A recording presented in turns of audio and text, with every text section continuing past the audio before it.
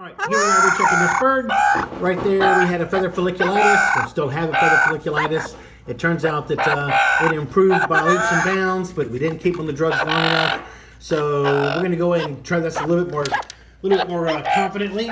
We're going to give the meds orally as opposed to putting it in the water. And this guy's going to hopefully start feeling a whole lot better. If not, then we'll probably end up in culture and sensitivity.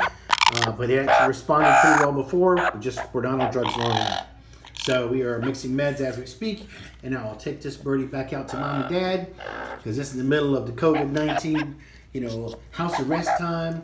So they're stuck in a car, and I get to play with a bird. I know, dude. What? What are you saying? What are you saying? What? Go get some more drugs. Mom's gonna have to wrestle you. Ha ha ha ha. Mom's gonna have to wrestle you. What do you say?